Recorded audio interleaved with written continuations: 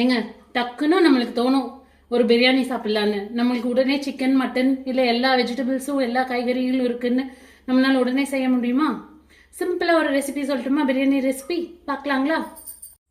தேவையான பொருள் என்னென்னா பிரியாணி அரிசி, தேங்காய் பால், தக்காளி 2 தக்காளி, எங்கள் அம்மா எனக்கு சொல்லி கொடுத்த பிரியாணி மசாலா, நெய், வெங்காயம் 2 பெரிய வெங்காயம், கொத்தமல்லி பேஸ்ட், கருவேப்பிலை கொஞ்சம், உப்பு. பாஸ்மதி அரிசிங்க 20 நிமிஷம் ஊற வச்சு வடித்து எடுத்து வச்சுருக்கேன். பாருங்கள், இப்படி உதிரியாக இருக்கணும். சரிங்களா? அதோட அளவு எவ்வளோன்னு சொல்கிறேன். இந்த சுட்டியில் 1.5 சுட்டிங்க, இந்த சுட்டி. ஓகேங்களா? அடுப்பு பற்ற வச்சுக்கலாங்க. குக்கர் வச்சுட்டு கொஞ்சம் ஹீட் ஆகட்டும். நெய்யுங்க 3 ஸ்பூன் ஊற்றணுங்க.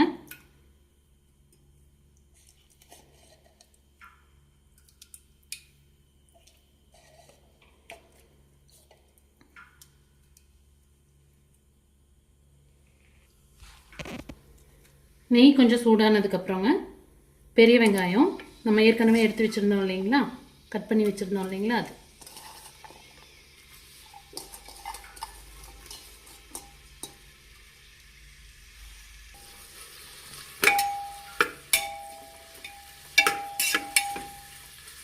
நல்லா பொன்னிறமாக வர வரைக்கும் வதக்கிக்கலாங்க.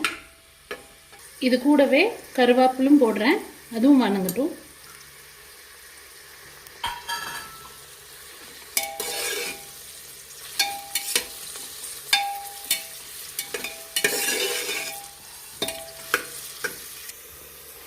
வெங்காயம் இப்படி நல்லா இப்படி வதங்கினதுக்கப்புறம் தக்காளி போடுறேங்க.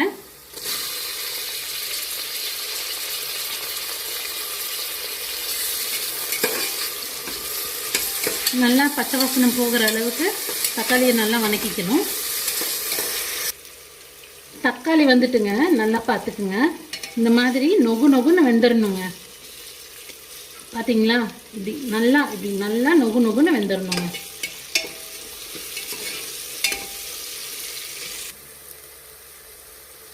இப்போது எங்கள் அம்மா எனக்கு சொல்லி கொடுத்த பிரியாணி பேஸ்ட் வீட்டிலேயே அரைச்சதுங்க.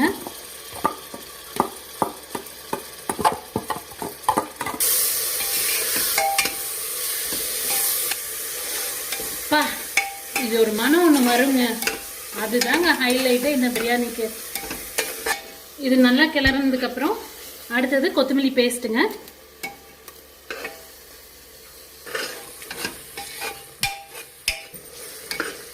நல்லா கிளறி விட்டணுங்க, இந்த மாதிரி வருங்க. பாருங்க, ஓரத்துலலாம் பார்த்தீங்கன்னா எண்ணெய் அப்படியே பிரிஞ்சு வருது. இந்த ஸ்டேஜில் வந்து நம்ம தேங்காய் பால் வந்து இந்த சுட்டியில் 1.5 சுட்டியும், தண்ணி இதே சுட்டியில் 1 சுட்டியும். இப்போ நான் ஊற்றுறது தேங்காய் பாலும் தண்ணியும் கலந்ததுங்க, 2.5 சுட்டி மொத்தமாக 2ஐயும் சேர்த்தது.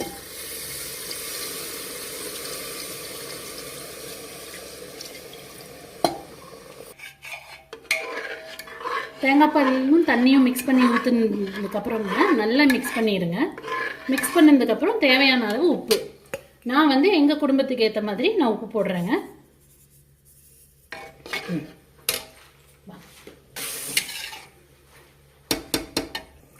Two to 3 செகண்ட்ஸுங்க. சும்மா இப்படி மூடி மட்டும் வைங்க, விசில் எல்லாம் போட வேண்டாம். சும்மா இப்படி மூடி மட்டும் வைங்க. மூடி திறக்கிறேங்க. இப்போ பாருங்க, நல்லா கொதிச்சு எண்ணெயும் பிரிஞ்சு வந்திருக்கு. இந்த ஸ்டேஜ்லங்க அரிசியை வந்து ஊற வச்சு வடிகட்டி வச்சிருக்கோம் இல்லைங்களா, அரிசியை வந்து நம்ம போட்டுடலாம். இப்போங்க அரிசியை போட்டுட்டு நல்லா கிளறி விட்டுருங்க.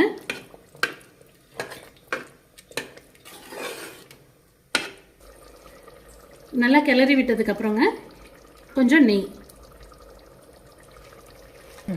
நெய் ஊற்றுனதுக்கப்புறங்க நல்லா கிளறி விட்டுருங்க. இப்போது குக்கரை மூடி வச்சிடலாங்க. 3 விசில் வந்தோடனே நிறுத்திடலாம்.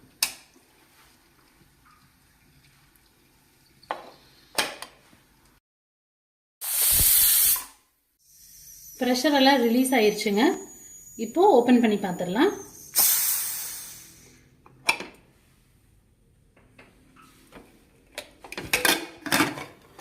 அடடடடடா, என்ன ஒரு அருமையான ஸ்மெல்லுங்க. இங்கே பாருங்கள், இதில் ஒரு இம்பார்ட்டண்ட்டாக கவனிக்க வேண்டிய விஷயம், மேலால் இப்படி இருக்குங்க. கொஞ்ச நேரம் இந்த ஆவியெல்லாம் கொஞ்சம் போனதுக்கப்புறம் அப்படியே லைட்டாக கிளறி விட்டுருங்க. ஓகேங்களா? ஆவி நின்றுச்சுங்க. இப்போது லைட்டாக பெரட்டி போடலாம்.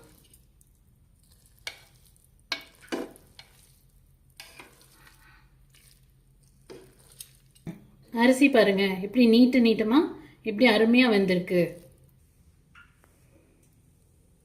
அருமையான கொத்தமல்லி பிரியாணியோட அட்டகாசமான தயிர் பச்சடிங்க. நீங்களும் உங்கள் வீட்டில் செஞ்சு பார்த்துட்டு கமெண்ட்டில் சொல்லுங்கள்.